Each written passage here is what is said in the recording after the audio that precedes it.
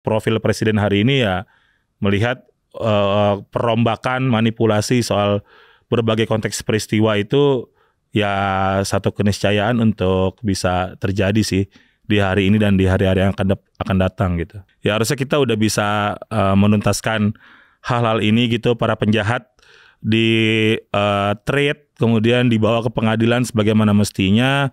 Kemudian institusi yang sering akrab sama kekerasan, melakukan kejahatan seperti TNI, Polri itu dikoreksi, dievaluasi. Dengan kalian mengabaikan, cuek dan gak memproses para penjahatnya aja, karena memang sebagian dari kalian juga penjahat itu sendiri, itu juga udah bikin kita terus ada di masalah itu gitu.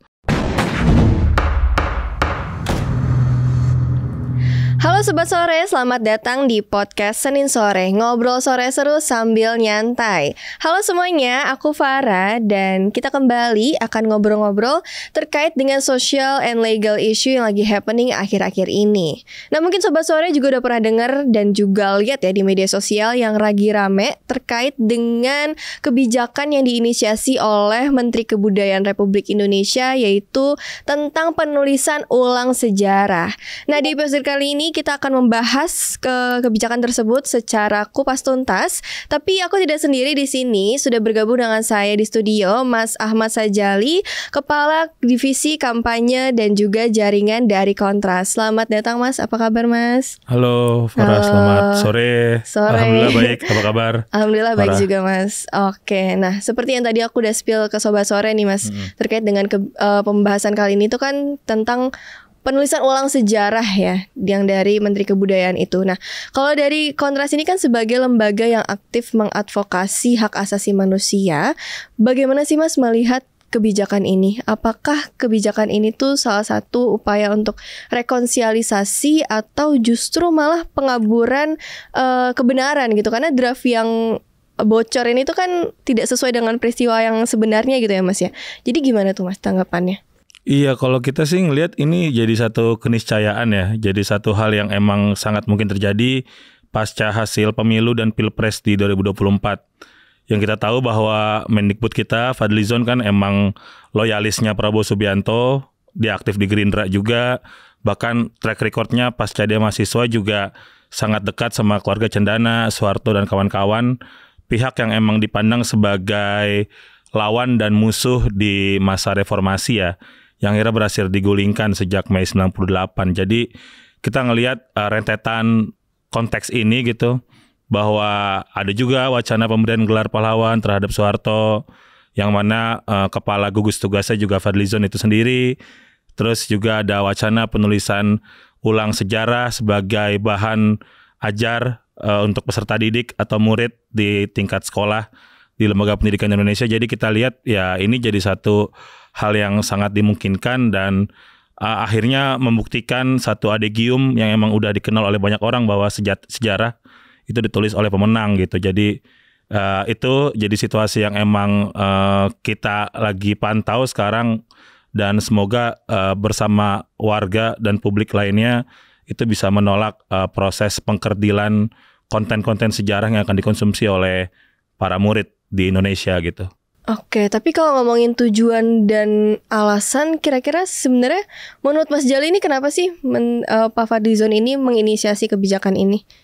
Ya karena apa yang secara umum publik ketahui gitu, yang dulu bikin publik dalam tanda kutip marah atau resah sama keadaan sosial ekonomi. Dulu kan harga mahal, ada krisis moneter, kemudian juga ada penculikan, kemudian juga ada kerusuhan dan lain-lain. Terus juga rentetan panjang lah sejarah Orde Baru selama 32 tahun itu berhasil dirobohkan, presidennya berhasil kita ganti, dan ya sekarang yang jadi presiden pasca 27 tahun lalu itu adalah orang yang sangat dekat sama orang yang diturunin dulu gitu. Bahwa dulu Prabowo Subianto adalah menantu dari Soeharto, kemudian juga pernah aktif di Golkar. Golkar merupakan partai politik yang sangat mendominasi jalannya pemerintahan di era Orde Baru dan sebagainya. Kalau akhirnya kita simpulkan ya ini jadi proses untuk cuci dosa ya. Jadi apa yang udah kita lihat, pandang sebagai satu kesalahan yang gak boleh diulang, justru menjadi satu hal yang kembali harus dirasakan atau dikonsumsi secara formal, walaupun saya yakin publik dengan ingatan kolektifnya itu bisa memilah juga mana yang benar dan salah. Ini kan kita membicarakan sejarah versi resmi ya, versi yang dikeluarkan oleh pemerintah, tapi publik, komunitas, apalagi para penyintas sama keluarga korban itu pasti punya hak juga untuk terus bertutur, untuk terus mendokumentasikan, mengarsipkan sampai menyebarluaskan sejarah yang sebenarnya gitu, yang valid tentunya mereka rasakan dulu lewat berbagai peristiwa berdarah yang terjadi di rezim Orde Baru gitu. Nah kan tadi seperti yang aku udah bilang nih, kan draftnya yang bocor nih gak sesuai ya Mas dengan peristiwa sebenarnya. Lalu sebenarnya kira-kira apa dampaknya kalau misalkan pelanggaran HAM itu seperti Timur-Timur, tragedi Trisakti 98, 1965 ini justru narasinya tuh diubah di dalam buku sejarah. Kira-kira dampaknya itu apa? Mungkin bagi nanti para peserta didik ataupun juga bagi pemerintah itu sendiri dan masyarakat sekarang. Ya, jadi kalau ingat kita Fadlizon sempat bilang juga bahwa perlu dan penting untuk menulis sejarah dalam positif tone gitu, atau dalam nada yang positif gitu. Padahal secara real itu ada ribuan, bahkan dalam versi lain itu jutaan orang meninggal di tangan negara sendiri gitu. Lewat peristiwa 65, kemudian juga ada proses untuk aneksasi istilahnya, untuk mengambil alih Timur yang sekarang menjadi Timur Leste itu dengan cara-cara yang tidak benar. Hal yang juga terjadi di Papua yang dulu namanya Irian Jaya gitu. Kemudian juga yang terjadi di berbagai titik lah, Talang Sari Lampung, Tanjung Priuk di Jakarta dan seterusnya gitu. Agak aneh akhirnya kalau hal-hal tersebut ditulis dengan tone yang positif gitu. Bagaimana bisa gitu? Karena ya satu hal yang bisa menjadi satu keniscayaan juga bahwa di berbagai negara publik itu berdinamika ya. Manusia sebagai komunitas juga berdinamika, akan ada juga tragedi-tragedi berdarah di setiap bangsa dan negara, dan ya justru itu jadi titik kita perlu untuk mempelajari. Dan dengan akhirnya pemerintahan yang hari ini mau menuliskan ulang akan menjadi angin segar justru bagi pelaku yang masih hidup sekarang dan harusnya diadili. Itu ya sekarang negara udah kelihatan jelas arahnya gitu, bahwa ingin melindungi mereka supaya akhirnya kebal hukum. Dan akhirnya yang paling ngeri sih, dan nauzubillah ya, mungkin secara teori dan secara konsep hal ini dimungkinkan, tapi kita nggak ingin ini terjadi. Ya bukan nggak mungkin bahwa pelanggaran berat HAM, kejahatan kemanusiaan, genosida itu bisa terjadi lagi oleh pemerintah Indonesia terhadap warganya sendiri kayak gitu. Oke Mas, nah kalau misalkan tadi kan ngomongin pelaku juga ya Mas, tapi kan ada korbannya juga nih. Gimana sih, apakah ada respon dari korban, keluarga korban terkait dengan bagaimana perjuangan mereka ini akhirnya malah nantinya tuh justru mungkin ada mengarah untuk dihilangkan ataupun direvisi? Responnya ada respon tersendiri nggak Mas? Tentu ya, korban dengan segala daya upaya, sumber daya terbatas yang mereka miliki, mereka masih terus vokal. Bahkan yang paling fatal kan kalau kemarin rame, misal Fadlizon bilang nggak ada pemerkosaan massal di konteks kerusuhan Mei 98. Sorry, ini trigger warning mungkin buat banyak pihak. Kita pernah punya contoh presiden paling fatal gitu, bahwa penyintas atau saksi korban itu saat mau speak up, saat mau menyampaikan keterangan di forum-forum resmi, bahkan forum internasional, itu udah dihadang duluan, bahkan dibunuh gitu. Jadi atas nama Ita Marta Dinata ya, semoga arwah almarhumah tenang di sana. Itu jadi satu situasi yang sangat ini ya, memperlihatkan gitu bagaimana sudut pandang dan keberpihakan negara gitu, yang akhirnya membatasi bahkan korban terus kembali menjadi korban gitu.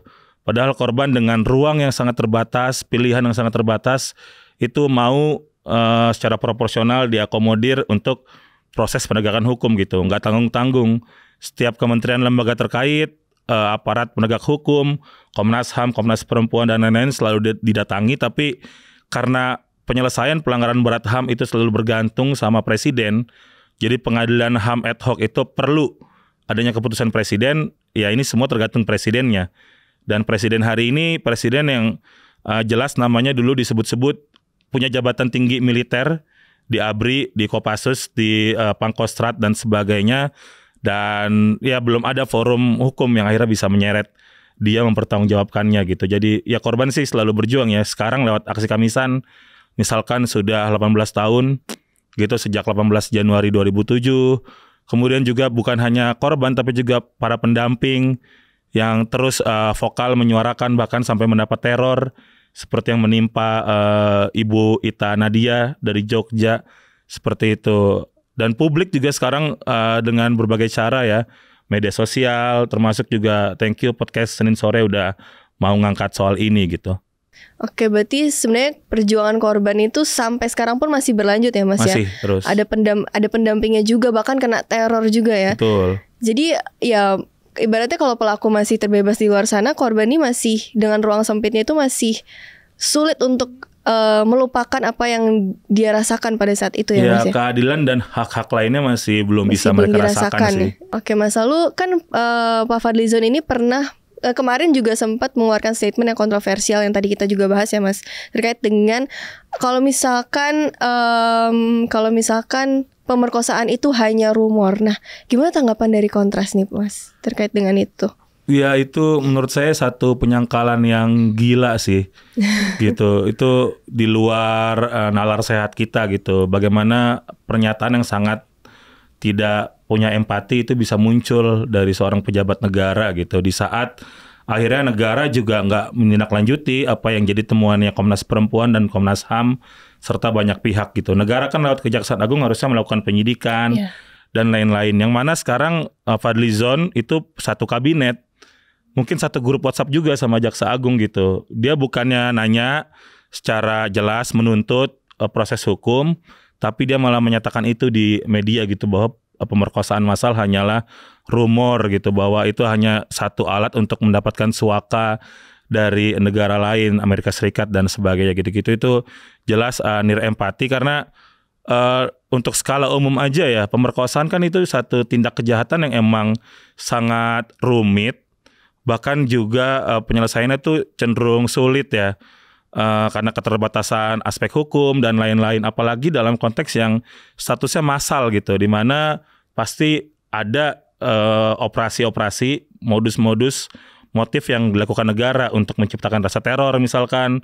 Dulu kan ada wacana mau ada kudeta misalkan, dan lain-lain di saat transisi antara pasca tragedi yang menyebabkan mahasiswa meninggal di Trisakti dan lain-lain menuju ke proses Lansera Soeharto di 21 Mei 98 gitu. Jadi hal-hal yang seperti itu disangkal sih menurut saya ya itu udah satu bentuk paling jahat ya dari seorang pejabat seperti menteri untuk akhirnya, atau bahkan diri dia sebagai sejarawan ya yang titelnya kan doktor sejarah gitu. Tapi akhirnya justru bersikap dan menyatakan hal-hal yang bertolak belakang sama sejarah yang dipegang sama warga atau publiknya sendiri gitu. Padahal kalau ngomongin data tuh sebenarnya ada ya Mas datanya, dan fakta-faktanya tuh ada, korbannya pun juga ada ya, tapi malah disangkal sebagai rumor gitu ya Mas ya.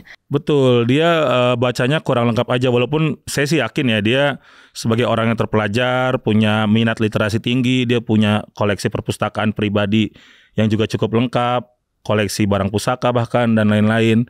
Itu pasti punya akses tentu untuk pengetahuan, tapi dia menjalankan peran sih untuk akhirnya bersikap dan menyatakan hal-hal seperti ini untuk yaitu tadi memutihkan dosa orang-orang supaya dalam versi rilisan sejarah resminya negara hal-hal itu udah nggak akan mengganggu para pelakunya, walaupun secara filosofis kami sih yakin itu akan terus mengganggu pikiran dan nuraninya para pelaku ya yang begitu jahat di hari itu gitu.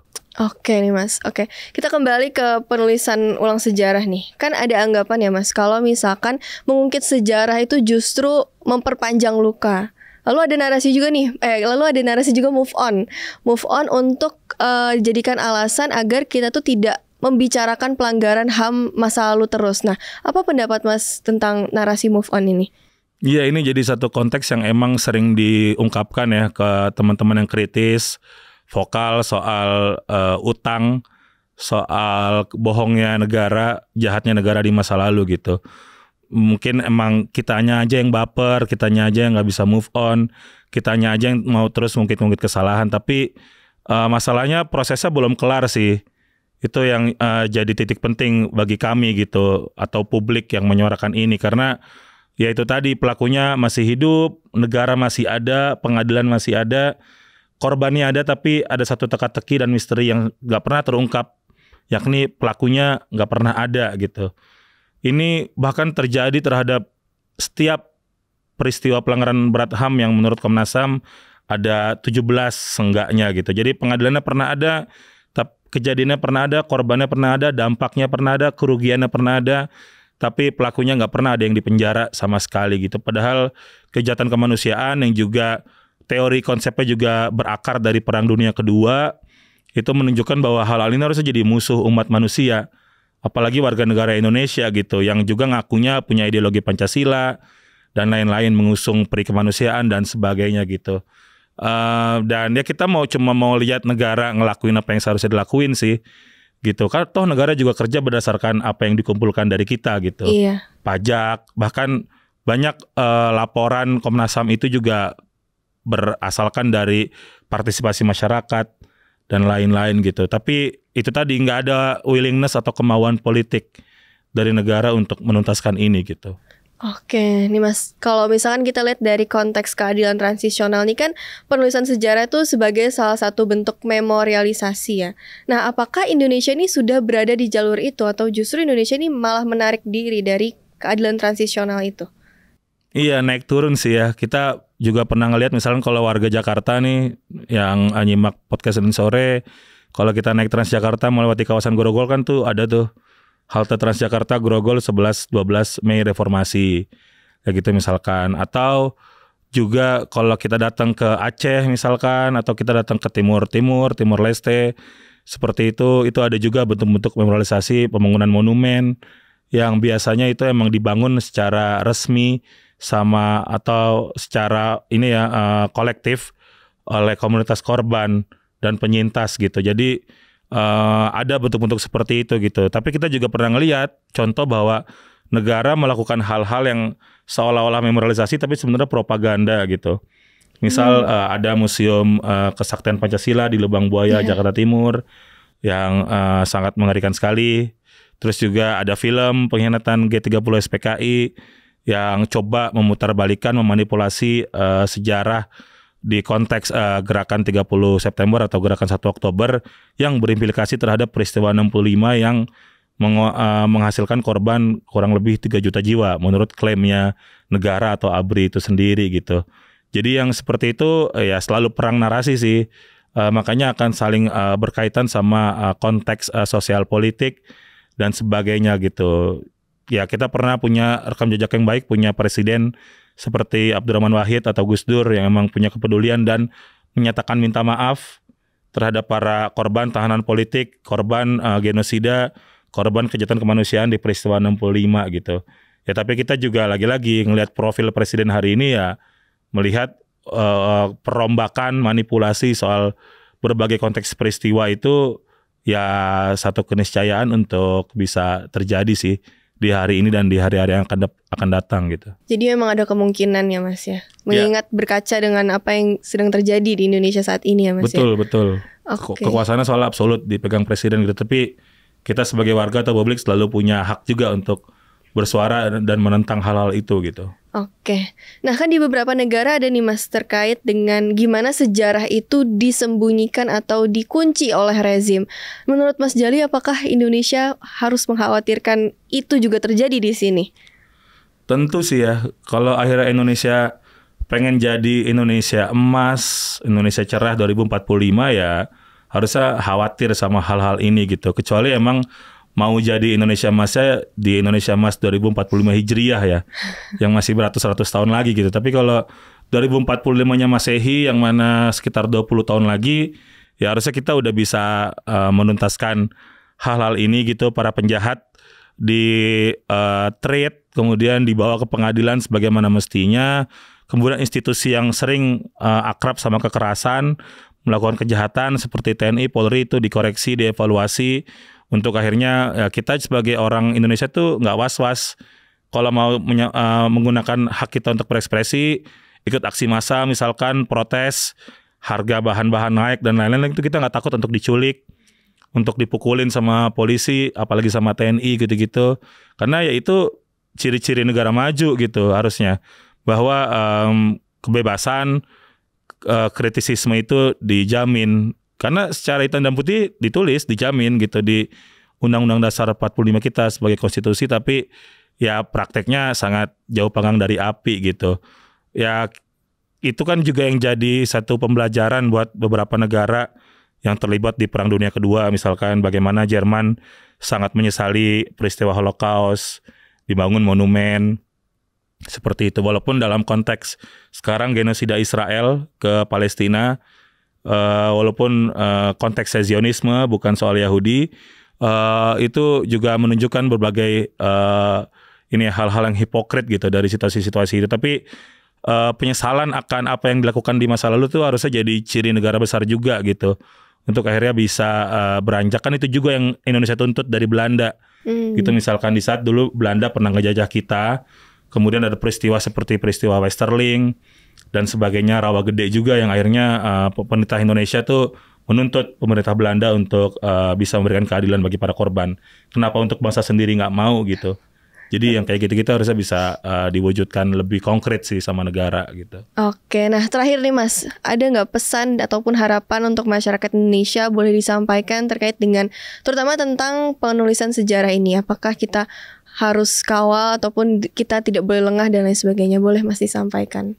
Iya, kalau buat pemerintah khususnya Kementerian Pendidikan Kebudayaan, Fadlizon, menurut saya sih ya jangan sampai sekasar dan separah ini gitu mainnya atau bikin kebijakannya gitu yang sangat mengganggu, kemudian yang sangat menyakiti hati, perasaan para penyintas, keluarga korban atau publik secara umum gitu. Dengan kalian mengabaikan, cuek dan gak memproses para penjahatnya aja, karena memang sebagian dari kalian juga penjahatnya itu sendiri, itu juga udah bikin kita terus ada di masalah itu gitu. Apalagi ditambah dengan ngotak-ngatik soal konteks fakta, sejarah, dan sebagainya gitu. Yang mana kalau dia mengklaim kalau ini nggak ada proses sejarah atau hukum yang valid, ya kewenangan untuk bikin proses hukumnya juga ada di pemerintahan gitu. Seenggaknya lewat Jaksa Agung, walaupun dalam konteks pengadilan itu ada di yudikatif gitu. Tapi untuk konteks kewenangan yang ada di eksekutif ya tolong lakuin dulu lah. Kayak gitu.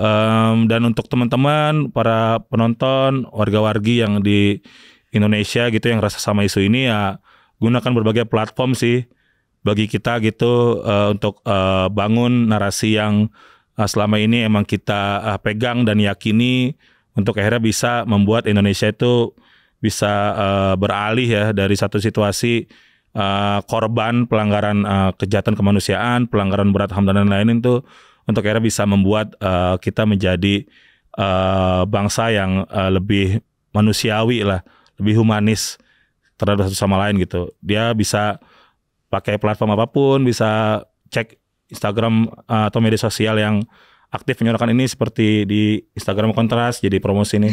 Kontras _update, podcast Senin sore dan sebagainya gitu-gitu. Gitu sih paling. Oke, nah itu dia Sobat Sore. Di diskusi kali ini kita juga tahu ya kalau korban akan menjadi korban dengan ruang sempit yang mereka miliki. Nah, bagi Sobat Sore, dengan kemudahan mengguna sosial media, sebarkanlah narasi-narasi positif terkait dengan bagaimana kita harus bersikap dari kebijakan yang diinisiasi oleh Fadlizon ini, penulisan ulang sejarah. Oke, kalau gitu terima kasih Mas Jali atas kesempatannya di episode kali ini. Thank you, terima Farah, kasih. podcast Senin sore dan teman-teman semua. Oke, nah buat Sobat Sore yang punya pendapat atau punya sanggahan, tanggapan, boleh banget tulis di kolom komentar. Dan jangan lupa juga untuk like and subscribe YouTube channel podcast Senin Sore. See you on the next episode. Selamat sore.